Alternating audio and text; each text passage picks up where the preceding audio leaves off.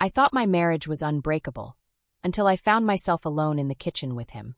His eyes lingered just a second too long, his voice low as he said, "You deserve to be seen." I should have walked away, but I couldn't.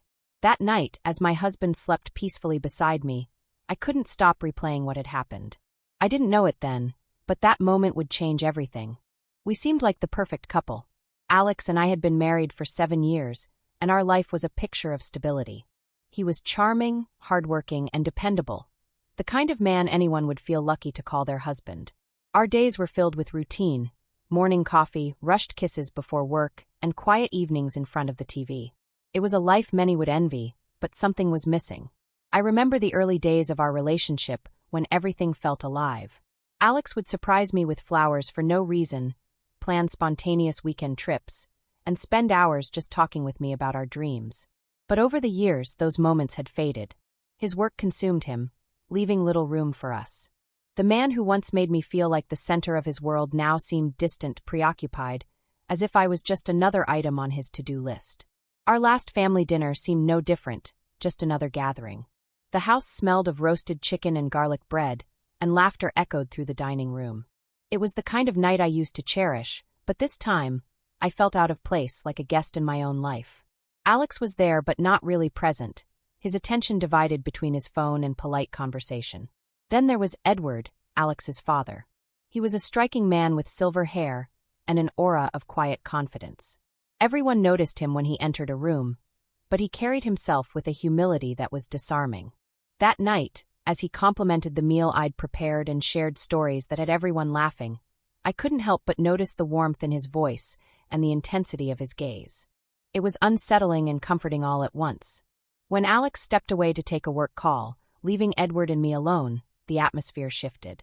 I busied myself with dishes, hoping to ignore the way his eyes seemed to follow me. But then he spoke, his words soft but weighted. "You've been good for Alex," he said. "He's lucky to have you." In that moment, I felt something I hadn't in years seen. I brushed it off as harmless, but deep down I knew it wasn't. Something had shifted, and there was no going back. In the days following that dinner, I tried to convince myself it was nothing. A fleeting moment, a harmless exchange. But the memory lingered. Edward's words, his gaze, the way he made me feel seen, valued. It all stayed with me like an unshakable echo. Alex, as always, was buried in work. His days were filled with meetings and emails, his nights spent nodding off on the couch with his laptop still open. I told myself I was overthinking, but the growing sense of loneliness gnawed at me. I started noticing how often Alex barely looked up from his screen when I spoke, or how our conversations felt more like updates than connections. It was like we were existing in the same space, but living completely separate lives. Edward's text came one afternoon while I was folding laundry. The sound of my phone's chime startled me, and when I saw his name, my heart raced. It was just a simple message, thanking me again for hosting the dinner. Harmless enough.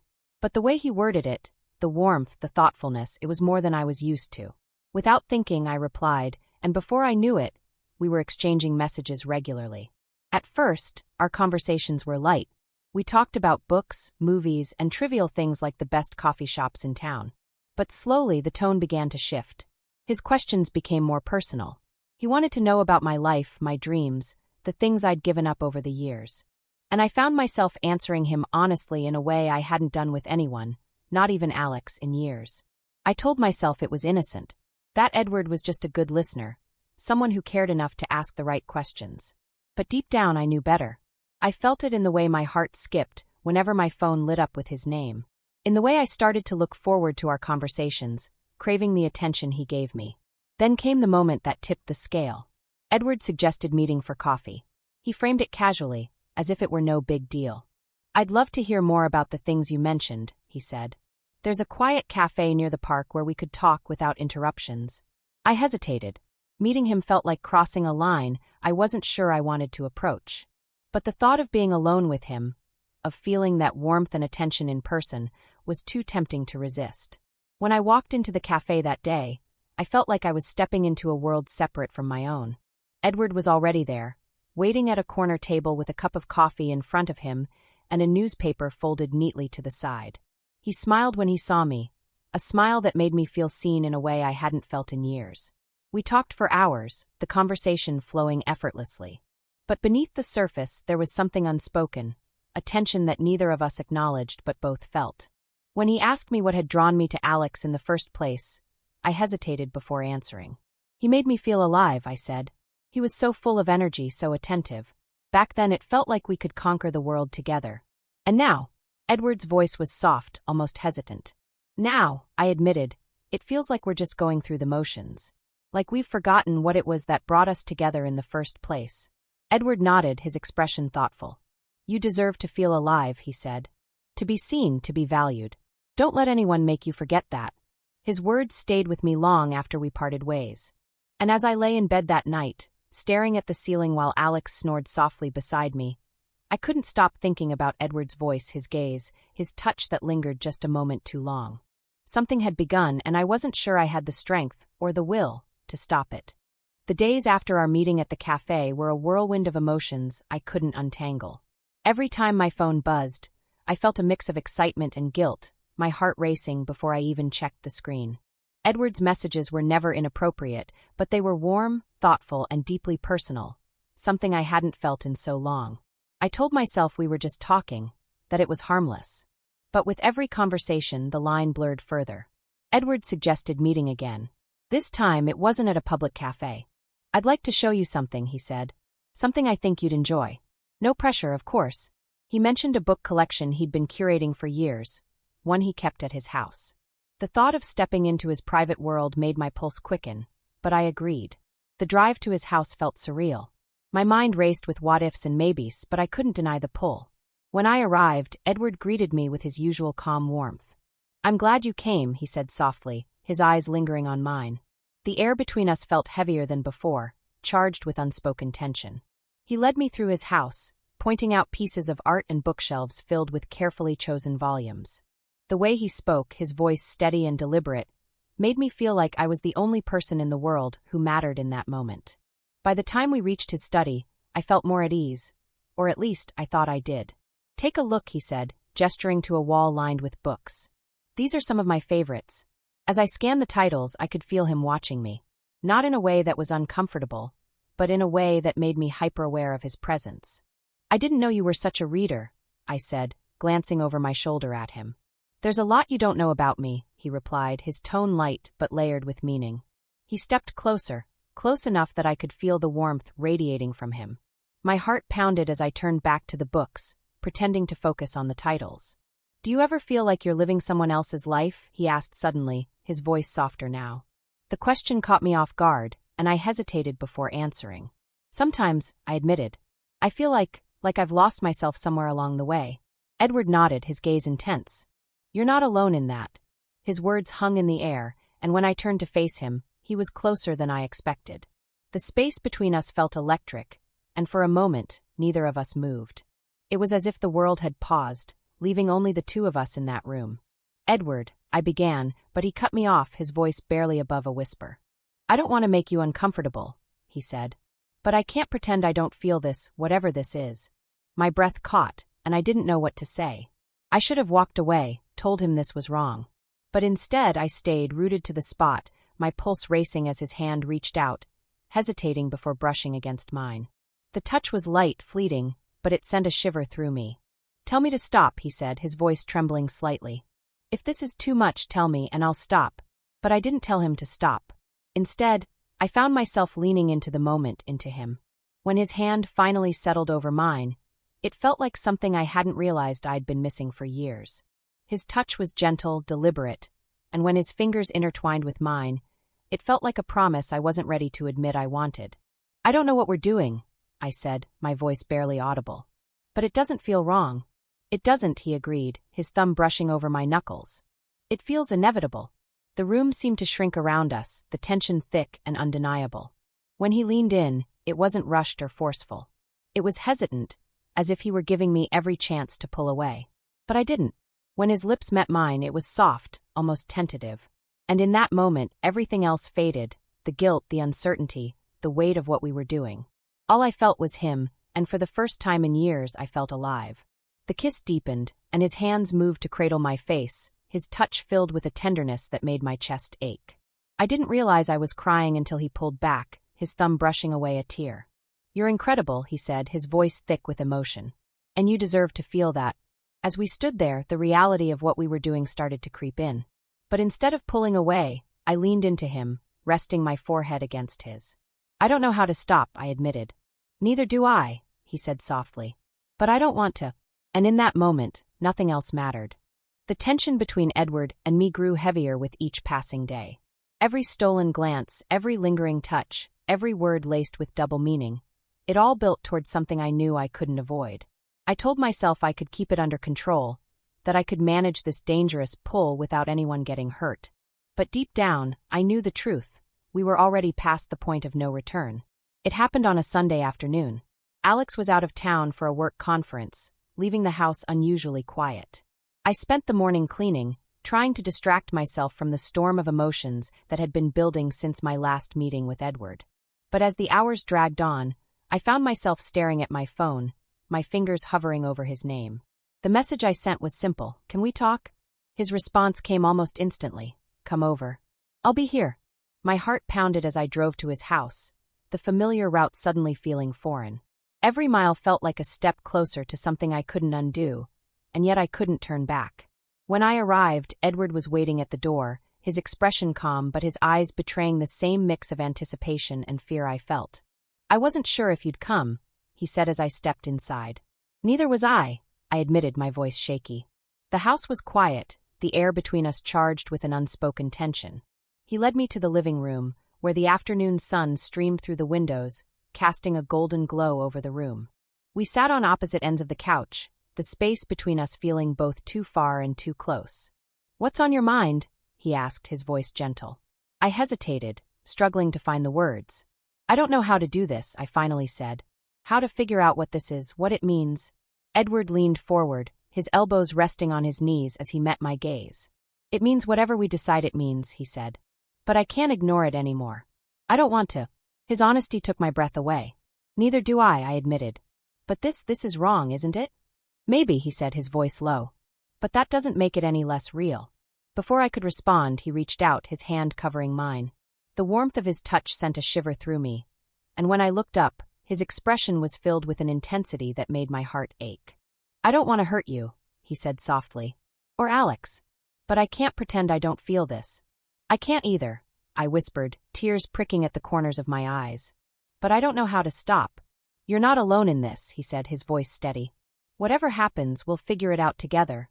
The weight of his words settled over me, and in that moment, I made a choice I knew I couldn't take back. I leaned in, my lips finding his in a kiss that was both tender and desperate. It was a release of all the emotions I'd been holding back, a declaration of everything I couldn't put into words. The kiss deepened, and before I knew it, we were tangled together on the couch, every barrier between us falling away. His touch was gentle yet urgent, his hands exploring with a reverence that made me feel alive in a way I hadn't in years. For a brief moment, all the guilt and fear melted away, leaving only the connection between us. But then, the sound of a car pulling into the driveway shattered the moment like glass. I froze, my heart racing as panic set in. Edward's expression mirrored mine, his eyes wide with shock. "It's Alex," he said, his voice barely above a whisper. I scrambled to straighten my clothes, my mind racing as I tried to think of an explanation. Edward stood, his posture tense as he moved to the window. "He's coming in," he said, turning back to me. There was no time to hide, no time to come up with a story. The front door opened, and Alex's voice called out from the hallway. "Dad, are you home?" Edward stepped into the hallway, his tone calm despite the tension in the air. "I'm here," he said. "Didn't expect you back so soon." Alex appeared in the doorway, his expression lighting up when he saw me. "What are you doing here?" he asked, his voice filled with surprise. I wanted to talk to Edward about something," I stammered, my face flushing. Alex raised an eyebrow, but didn't press further. "Well, I'm glad you're here," he said. "Maybe we can all have dinner together." The rest of the evening passed in a blur. I barely touched my food, my mind consumed by what had almost happened, and what could still happen. Edward avoided my gaze, his usual composure cracking under the weight of the situation. When Alex finally left the room to take a phone call, Edward leaned toward me, his voice barely audible. "We can't keep doing this," he said. "It's too risky." "I know," I whispered, my chest tightening. "But I don't know how to stop." As I drove home that night, the reality of what we'd done, and almost done, hit me like a tidal wave. I felt like I was drowning in guilt, shame, and longing, all tangled together in a knot I couldn't untie. But even as I tried to convince myself it was over, a part of me knew the truth. It wasn't. It couldn't be. The discovery of our connection was inevitable, but the fallout was just beginning. And as much as I wanted to believe I could control the damage, I knew I was lying to myself. The truth had a way of surfacing, no matter how deeply you tried to bury it. And when it did, everything would come crashing down. The days following that near discovery were unbearable. I felt like a prisoner in my own mind, weighed down by guilt, fear, and an ache I couldn't seem to escape. Every interaction with Alex felt like a test I was failing miserably. He was as oblivious as ever, his focus still locked on his work, but every kind word, every innocent smile from him felt like a knife twisting in my chest. I avoided Edward, not because I wanted to, but because I had to. The tension between us had become impossible to ignore, and every stolen glance, every casual touch risked unraveling the fragile threads holding everything together. But the distance didn't ease the ache. If anything, it made it worse. The final blow came one evening when Alex walked into the living room holding his phone, his face pale. "What's this?" he asked, his voice strained as he handed me the screen. I froze. On the screen was a picture, Edward and me at the cafe. The angle was distant, grainy, but it was unmistakable. My hand lingered too long on his, my smile too warm. The intimacy was palpable even in the blurred image. It's not what it looks like," I stammered, my heart pounding so loudly I could barely hear myself speak. "Then what is it?" Alex demanded, his voice rising. I'd never seen him this angry before, and it terrified me. "You and my father. What the hell is going on?" Panic surged through me, but I couldn't find the words to explain. Every excuse sounded hollow, every denial a lie. The truth hung in the air, heavy and suffocating. "Alex, please," I began, but he cut me off. "Don't. Just don't," he said, his voice breaking. "Do you have any idea what this looks like? What it feels like? My wife and my father? How could you?" Tears streamed down my face as I tried to reach for him, but he pulled away, his eyes filled with hurt and betrayal. "I trusted you," he said, his voice barely above a whisper. "I trusted both of you." He stormed out of the house, slamming the door behind him. The sound echoed through the empty space, leaving me standing there, shaking and alone. I wanted to chase after him, to beg for his forgiveness, but my legs wouldn't move. The weight of what I'd done held me in place, paralyzed by the consequences of my choices. When Edward called later that night, I almost didn't answer. But the sound of his voice, steady and calm, was the only thing that grounded me. "He knows," I said, my voice trembling. "I figured," Edward replied, his tone heavy with regret.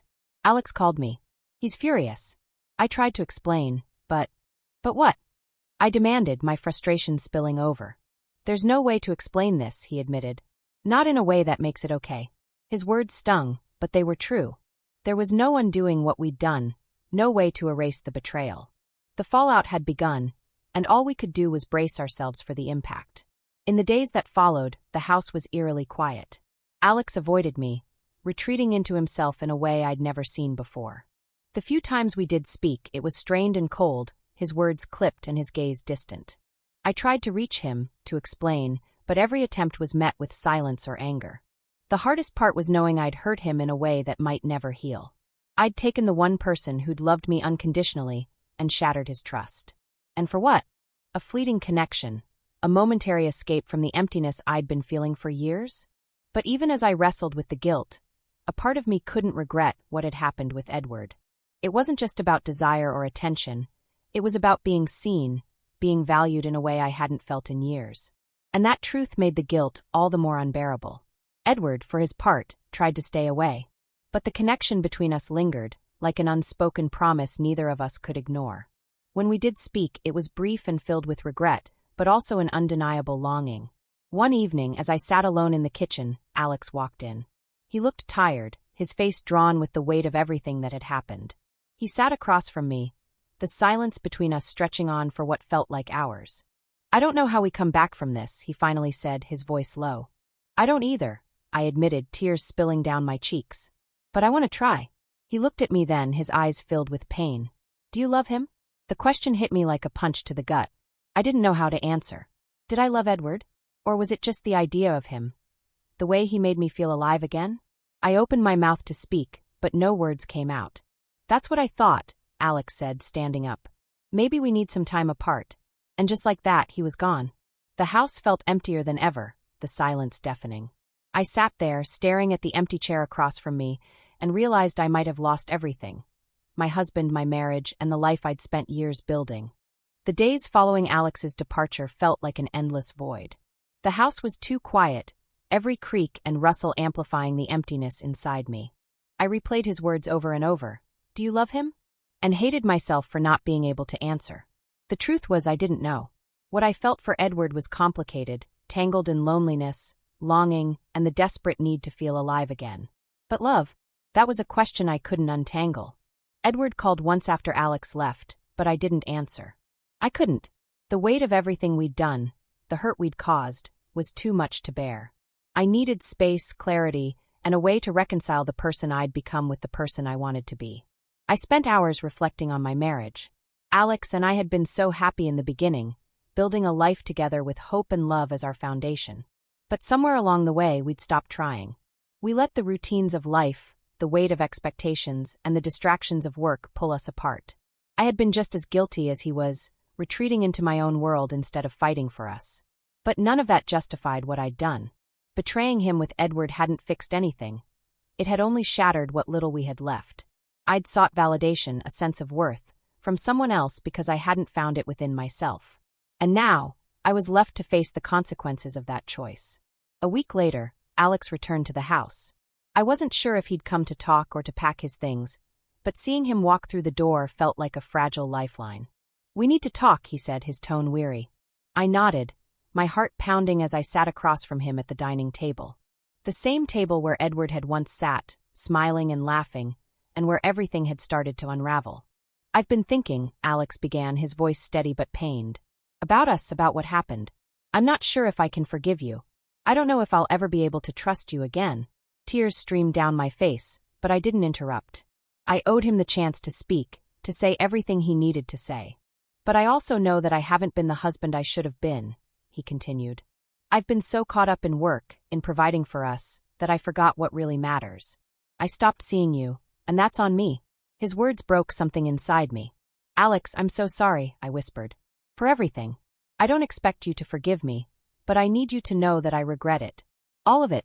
He looked at me then, his expression a mixture of hurt and something softer. Hope, maybe, or the remnants of the love we'd once shared. Do you want to try? To fix this, he asked. Yes, I said, my voice trembling. More than anything, it wouldn't be easy. Trust had been broken, wounds had been inflicted, and the path ahead was uncertain. But for the first time in months, I felt a glimmer of hope. Alex and I had a chance, fragile, tentative, but real. Edward, on the other hand, was a door I needed to close. I sent him a message that evening, thanking him for everything but telling him we couldn't continue to speak. His reply was understanding, even kind, but I knew the finality of it would linger in both of us. In the weeks that followed, Alex and I began the slow process of rebuilding. We started therapy, something we'd avoided for too long, and committed to being honest about our feelings and fears. It was painful, raw, and uncomfortable, but it was also necessary. For the first time in years, we were truly talking, really seeing each other. Through it all, I learned something important. Happiness and fulfillment can't come from someone else. They have to come from within. I'd spent so much time looking outward, searching for validation, that I'd forgotten to nurture myself and my own needs. Rebuilding my marriage wasn't just about fixing what was broken between Alex and me. It was about rediscovering who I was and who I wanted to be. The road ahead wasn't clear, and the scars of what had happened would never fully fade. But for the first time, I felt like I had the tools to face it. Alex and I had a long way to go, but we were walking it together. And that, I realized, was a start. What would you do if you were in her position? Could you rebuild trust after such a betrayal? Or is some damage too great to repair? Let me know your thoughts in the comments below. Don't forget to like this video and subscribe for more stories that challenge, inspire, and leave you speechless. And stay tuned. Next week's story will take forbidden romance to a whole new level. You won't want to miss it.